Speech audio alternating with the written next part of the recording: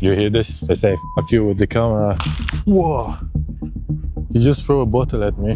Not too much. We all pray. We all do Ramadan. He wanted my chain, bicycle chain, to hit his friend. And then the next day, one died. That's Görlitzer Park.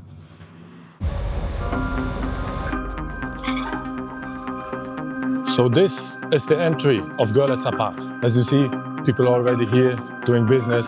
Let's get out of here because with the camera it's very difficult to film here. Last year, this park had more registered crimes than the next 8 parks of Berlin combined. The city tried everything.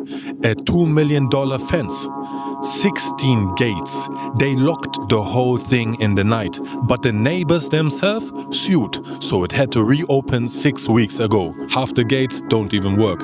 Police, politicians, fences, cameras, they tried everything except one thing. Nobody talked to the man inside. Media report about them every week. Racists come there to film them like a zoo. I can film what I want, dude. I'm in Germany. I'll do what I want in my country. So today, I did something completely different. What you see in this video, you have never seen, because it comes from the perspective of the man themselves. And maybe after this video, you see them as different people. Maybe better people than you.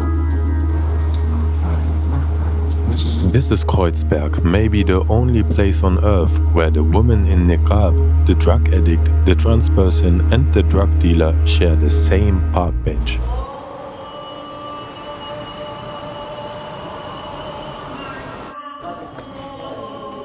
Friday morning, these men kneel in the mosque. In the afternoon, some of them sell drugs in this park. Strictly forbidden by the faith they have just prayed in. Same man, same day. The mosque and the park. Look how close they are. I am Afro-German and I always walk past this park. Not because I'm scared, but because it fits a stereotype that harms me too. And yesterday, for the first time, I stopped to ask one question nobody asks. Who were you before the park? It's difficult to film here. Even my standing camera gets questioned immediately. Yeah, again, I just try to approach someone. I've been like, hey, after this project, just want to ask some question. And then it goes very fast. Hey, what's this? Your microphone, this is camera. Make this like this. We have no problem. So this is the area where people consume after they get what they want. And they take drugs openly. They're just sniffing it. And they don't bother at all. But if you go outside of the park, then you get into real trouble for consuming drugs. But inside here is a different rule. They even build buses so addicts can inject themselves more safely. Some people may throw things on the street. Yeah. We have to ensure that there's safety. I see. So this is actually not your job, but you're doing it because there are needles inside and children can hurt themselves. Yeah. This behind me is a public toilet and people inject themselves inside. Just as we speak right now, people are taking drugs through their veins and the government is paying 56,000 euros per year just to maintain this toilet. If you wonder why people keep walking into the trees, the bushes are the warehouse. The whole park supply is stored in there, which is, by the way, theoretically legal in German under certain circumstances. But of course, I don't consume or have anything to do with it. But then you sit a while and the park flips. A barber cuts hair on a rock. A man cooks rice for everyone. African street food. First there's distance, then a little trust, and suddenly it's like a restaurant. Alive. For 2 days everyone said no. Then one man sat down. Kamara, kindergarten teacher, 28 years in Germany from Guinea, beside my father's country. From all over from Africa.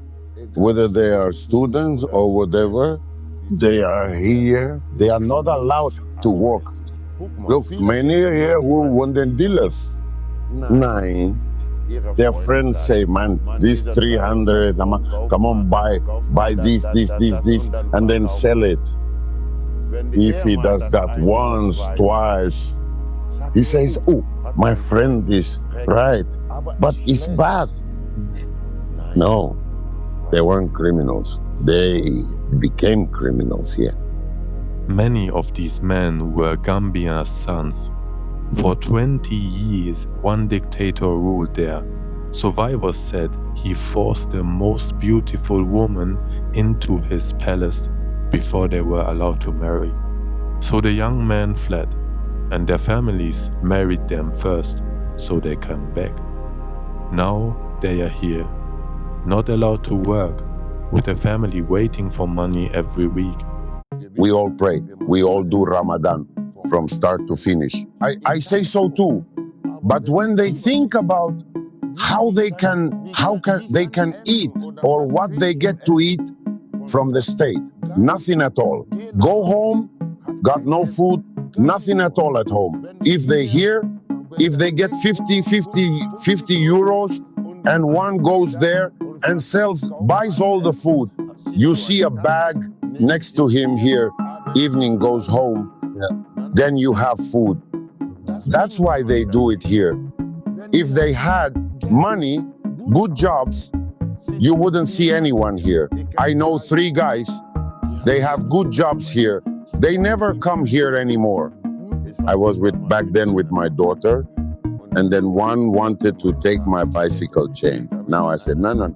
And then the next day, I come with my daughter to the courthouse, and then I heard one died from yesterday. I said, he is dead? That's what the mother said. I said, at first I saw that yesterday. He wanted my chain, bicycle chain, to hit his friend. You know, hey, stop. No, because of money, because of customers.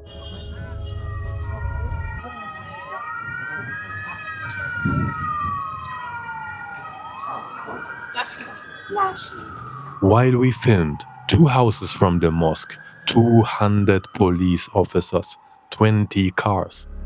Then he had a good job. I don't think they come here anymore. I have walked past this park 100 times, and I can't unsee what I've seen. Nothing of the dealing became okay today. A man don't choose his test, but he chooses his response, and every man is responsible for his. But the person you see today is a screenshot, and it makes no sense to judge a screenshot. What counts is how the story ends. Where my family is from, there's a saying, don't judge a man until you know the road he walked. So instead of judging theirs, I pray that mine ends on a straight path.